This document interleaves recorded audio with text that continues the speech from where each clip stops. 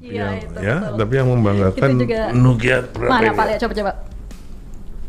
Tuh. Waduh, kawan kabinet, ada yang masih pakai Nokia. Jadi- Bapak sebenarnya punya Nokia sama punya smartphone atau cuma Nokia aja? Nokia aja. Wah. Kalau ya WA yang di ajudan. Kalau saya Jadi gimana Pak awal perjalanan karir Bapak dari awal sampai bisa menjadi orang nomor 1 di BUMN? waduh panjang itu Mbak, tapi Gak apa-apa, Pak. short ya. Kalau masalah itu kan Pak Presiden pasti lebih banyak, sudah banyak. Jadi saya nggak pernah memberikan masalah. Yang paling berkesan pada saya kalau mendampingi beliau itu yang terjaga di lapangan itu adalah sholat kita tidak pasti terjaga. Oh, luar biasa ya Pak. Iya. Mau duhur dan pasti karena dijamak kasar. Infrastruktur Indonesia ini yang menggambarkan satu kata aja ya, menggambarkan infrastruktur Indonesia. Menurut Bapak apa? Tertinggal. Waduh. Ini Kenapa spontan. Pak itu Pak? Spontan ini. Oh iya, tapi Saya tidak pernah minta uang kalau ditugasin, luar biasa. belum pernah. Ya, salut Pak. Karena saya tahu Ibu Menteri Keuangan sudah pusing mengurus uang negara. Iya. Jadi saya pasti akan mengoptimalkan apa yang sudah ada dianggarkan pada kami untuk melaksanakan tugas-tugas prioritas yang ditugaskan pada kami.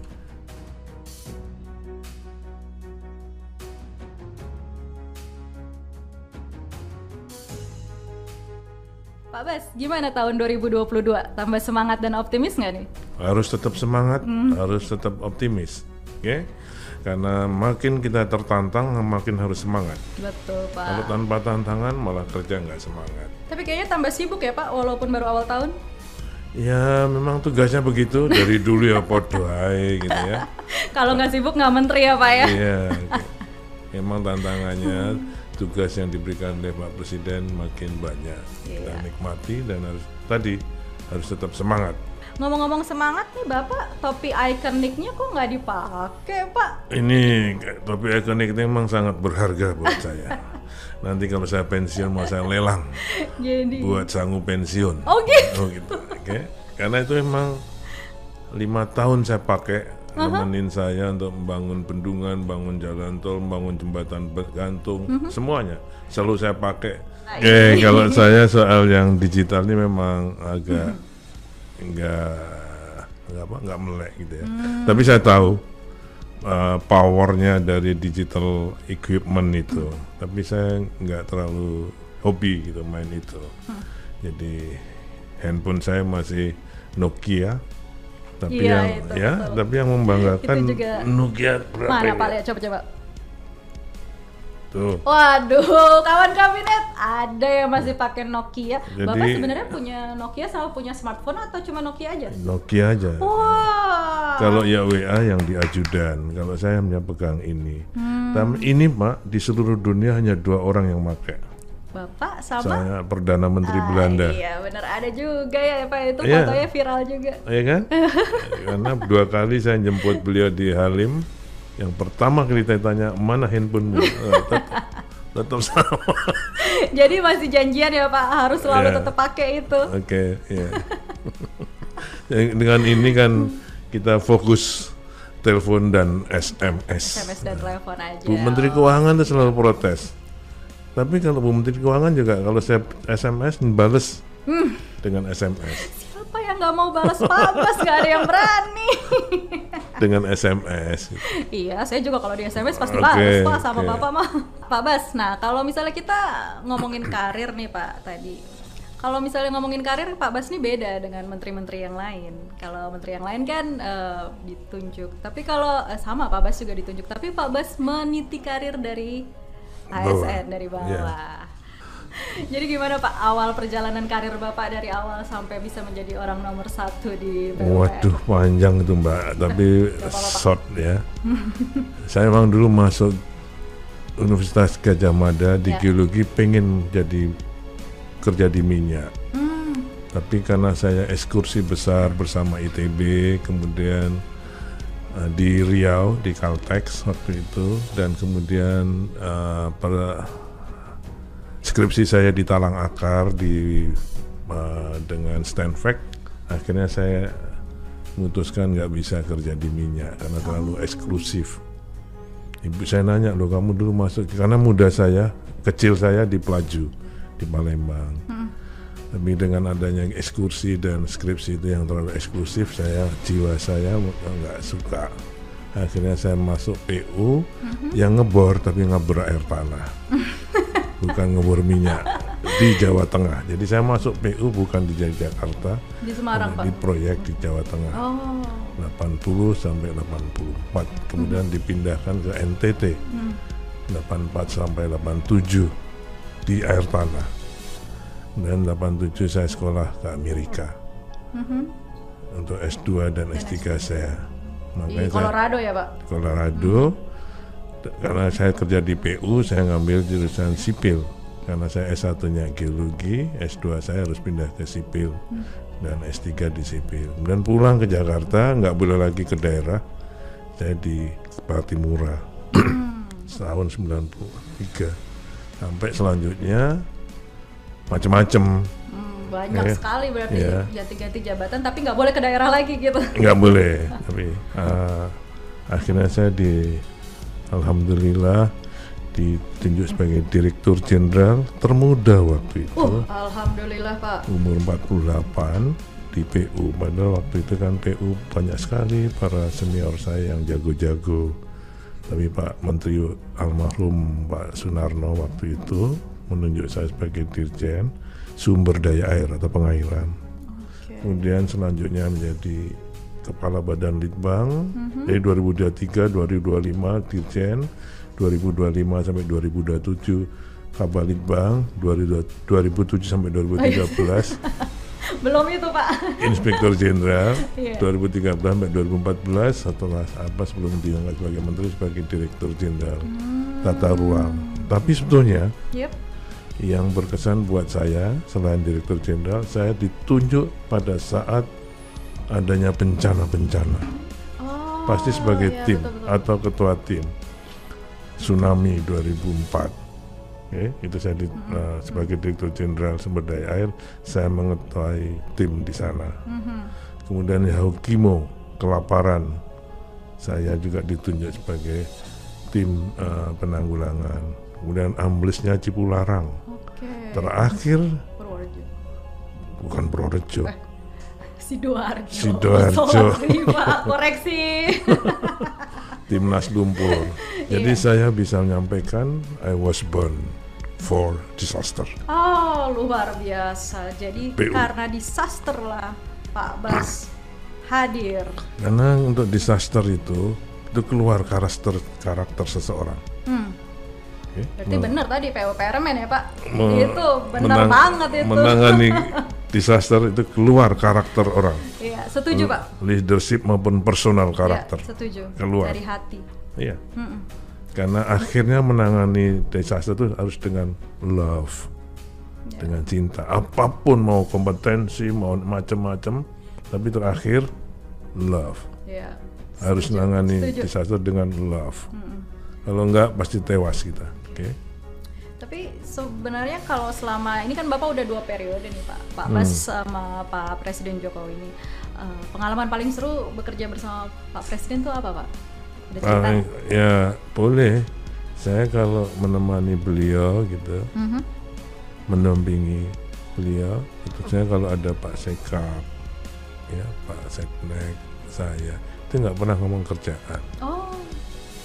Jadi ngomonginnya apa dong? Ngomong yang rileks. Kalau masalah itu kan Pak Presiden pasti lebih banyak, sudah banyak. Jadi saya nggak pernah memberikan masalah. Yang paling berkesan pada saya kalau mendampingi beliau itu yang terjaga di lapangan itu adalah sholat kita tidak pasti terjaga. Luar biasa ya, Pak. Iya. Mau duhur dan pasti karena di jamak pasar kan. Jumatan juga gitu. Tapi yang tidak terjaga makannya. Yang tidak terjaga makannya tuh berarti makannya sering makan apa jarang makan nih, Pak? Jarang makan. Kan tadi nggak ngebahas kerjaan, tapi kok tetap jarang makan? Iya, jadi kita ngikutin beliau itu ya. Jadi kalau sholat pasti terjaga, tapi kalau makan siang dia jam 4. Bahkan pernah dulu tapi itu makan siang hampir maghrib. Makan siang. Itu bukan makan siang. Makanya. Ya. Tapi sekarang udah kesini sudah lebih tertib. Makanya mungkin sudah ada yang menasehati. Itu saya mau nanyain Pak, emangnya nggak ada nih menteri-menteri yang tiba-tiba ngingetin Pak jamnya makan siang Pak gitu? Harusnya, tapi nggak ada yang berani. Nggak ada yang berani. Itu satu kesannya. Yang kedua, kalau makan durian, Oh gimana tuh Pak ceritanya pasti kalau makan durian? hampir pasti nyari saya untuk pertandingan. Bapak nggak takut Pak sakit? Biasanya orang-orang takut makan durian ntar sakit, darah tinggi gitu-gitu. Gitu kan biasanya orang-orang tua gitu kan. Jadi saya udah tua nih kesannya. Saya takut makan durian berarti udah tua. Iya, sering diajak makan durian terus dijajar. Mana Pak Basuki? Habis berapa? 3 Pak. Oh, saya sudah 7. Oke, saya makan lagi 5, sudah 11. Oh, saya bilang, saya kan pembantu presiden. Kan nggak mungkin saya makanya lebih banyak dari presidennya. Ini 3 tuh 3 biji? 3 biji? 3 buah? 3 biji. Kalau 3 biji saya juga bisa Ya Pak. makanya paling banyak saya makan 7. 7 biji. Karena beliau 11. Oh. Jangan bilang-bilang sama ibu. Ya ini kan kedengeran. Ya jangan bilang-bilang. Siap-siap. Saya nggak bilang-bilang. Kalau mendengar sendiri nggak apa-apa gitu. Iya. Lagi pula Pak, saya juga bingung gimana cara bilang-bilangnya. Kalau menurut Bapak, infrastruktur Indonesia ini yang menggambarkan satu kata aja ya, menggambarkan infrastruktur Indonesia. Menurut Bapak apa? Tertinggal. Waduh. Ini Kenapa spontan. Pak itu Pak? Spontan tadi. Oh iya, tapi Bapak bisa jelasin dong kenapa tertinggal? Iya. Sementara kita lihat udah banyak banget nih pembangunan yang dijalankan. Itu masih butuh banyak sekali pembangunan infrastruktur. Kalau kita akan menuju ke arah negara maju, kalau kita ingin menang berkompetisi dengan negara-negara di sekitar kita saja, dengan Singapura, dengan Vietnam, dengan Thailand, ya kita masih kalah, tertinggal. Kalau istilahnya Pak Jokowi, biaya logistik paling tinggi. Karena apa? Karena memang infrastruktur kita tertinggal. Saya tidak pernah minta uang kalau ditugasin. Luar biasa. Belum pernah. Ya, salut Pak. Karena saya tahu Ibu Menteri Keuangan sudah pusing mengurus uang negara. Iya. Jadi saya pasti akan mengoptimalkan apa yang sudah ada dianggarkan pada kami untuk melaksanakan tugas-tugas prioritas yang ditugaskan pada kami selanjutnya. Jadi saya selalu ngutak-atik dulu anggaran yang ada di Kementerian PU. Ya, insya Allah saya selama ini mungkin baru sekali saya minta uang atas tambahan itu, yaitu untuk yang sekarang yang G20 ini. Oh, iya, yang akan dilaksanakan nanti ya Pak. Iya, jadi pasti dengan programming yang baik kita bisa melaksanakan. Kalau sekarang kan ditanya gimana programmingnya, ya visi PU ini saya nggak punya visi melaksanakan tugas amanah di Kementerian PUPR. Visi saya adalah melaksanakan visi presiden. Setuju. Karena saya sebagai pembantu presiden, oke? Jadi nggak ada visi lain kecuali melaksanakan visi presiden. Visi presiden kita harus selalu melakukan programming yang fokus. Ya, saya orang PU lama, ya dari sejak awal. Saya sangat bangga sebagai birokrat. Okay? Jadi saya sebagai orang PU, saya mengikuti cara membuat program dari pemimpin-pemimpin saya masa lalu. Okay? Pemerataan itu bukan dibagi rata. Yeah. Ya. Pemerataan itu melaksanakan pembangunan yang merata secara bertahap. Artinya fokus tiap tahun.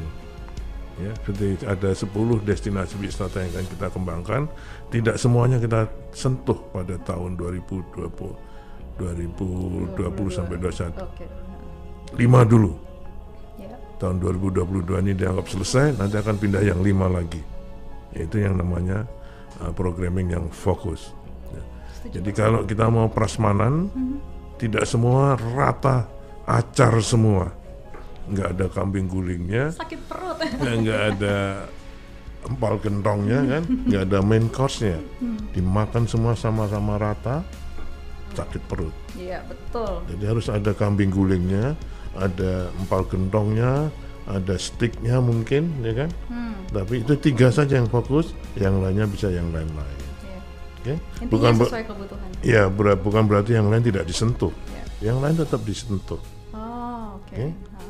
Jadi intinya adalah programming yang fokus tersebut kalau kita mau berhasil pembangunan ini. Dan ini yang kita laksanakan sejak 2015 sampai sekarang ini. Nah, luar biasa.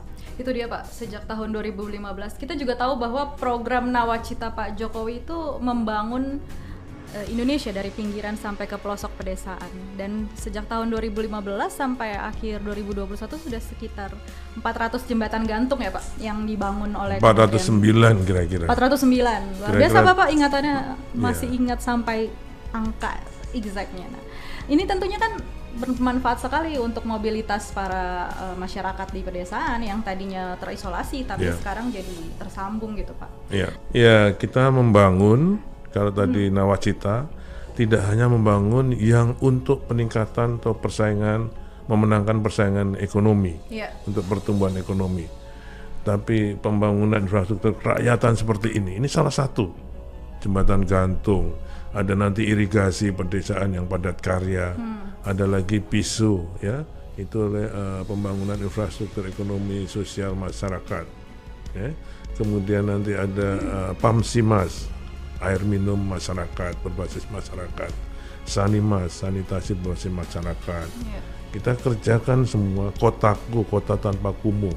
Itu program-program kemasyarakatan yang menyentuh masyarakat kecil. Jadi ada pembangunan yang untuk pembangunan ekonomi, jalan tol, bendungan, irigasi besar, ya kan? Nah ini Pak nih luar biasa kan menyambung dari satu desa ke desa yang lain ya Pak ya. Makanya kalau pembangunan infrastruktur ini pertama adalah merubah peradaban, ya kan, dari yang seperti tadi menjadi yang lebih manusiawi. Ini bisa tidak hanya menghubungkan dua desa, tidak hanya memperpendek lalu lintas, tapi juga tadi mengubah peradaban yang lebih manusiawi. Ya, ini boleh nggak Pak dijelaskan proyek pembangunan jalan tol selama Bapak menjadi Menteri PUPR ini udah berapa panjang Pak? Udah berapa banyak? Oke. Jadi kalau ini nih contohnya Pak, bagus banget. Ini di jembatan Kalikuto, ya kan? Hafal saya kan Kalikuto. Ini pada saat kita nyambungkan jalan tol Trans Jawa.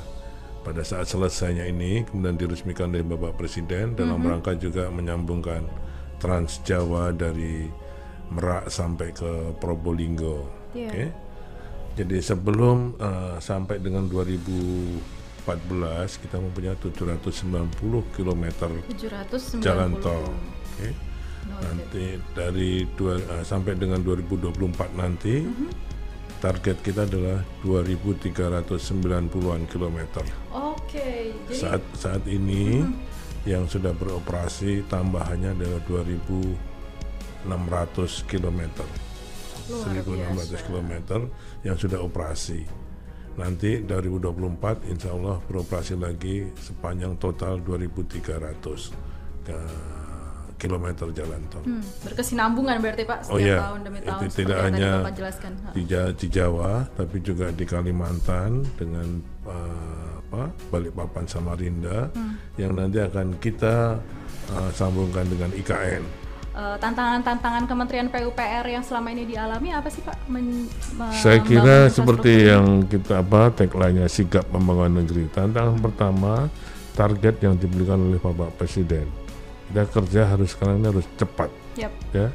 Kalau motonya kan bekerja keras, bergerak cepat, bertindak tepat. Itu ternyata nggak cukup. Sekarang harus bekerja lebih keras, bergerak lebih cepat, dan bertindak lebih tepat.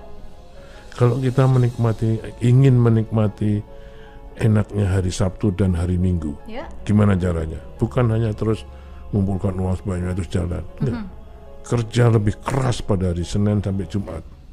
Nanti hari Sabtu dan Minggunya, alhamdulillah kita bisa istirahat. Di rumah pun, kalau kita bisa menikmati istirahat itu sudah menjalankan barang mewah, karena hari Senin sampai Jumat kita kerja keras. Tapi kalau hari Kamis sampai Jumat kerjanya biasa-biasa, hari Sabtu Minggu yang lewat gitu aja. Bapak tuh dikenal tidak banyak ngomong, tapi semuanya selesai. Siapa bilang? Ya, banyak yang menilai seperti itu. Bahkan banyak yang juga menilai Bapak ini mirip sama Pak Presiden. Humble, suka merakyat, ngobrol sama masyarakat. Tangan dingin seperti Raja Midas, semua bisa diubah menjadi emas gitu, Pak. How do you make it, Pak? Apa itu bahasa Inggris? Bagaimana cara Bapak melakukannya? Gini, saya pikir saya melakukannya dengan senang hati, dengan ikhlas saja. Jadi orang mau melihat, saya nggak pernah namanya laporan pidato pada saat peresmian oleh Bapak Presiden. Saya nggak pernah. Pak, jadi mimpi Pak Bas itu apa nih Pak untuk pembangunan infrastruktur Indonesia? Apalagi kita mau menuju ke Indonesia Emas 2045. Ya tetap terus, karena tadi saya bilang kita masih tertinggal. Ya kan, siapapun nanti presidennya, siapapun nanti menteri PUPR-nya, semoga aja visi untuk terus memperkuat infrastruktur ini saya ingin sampaikan betul pada anak-anak saya. Kita semua anak-anak Bapak. Oke, para milenial ini tidak ada barang instan, semua melalui proses. Setuju Pak? Ya, proses duniawi maupun proses ukhrawi. Nah, itu semua harus ada prosesnya untuk bisa menjadi bangsa Indonesia yang unggul.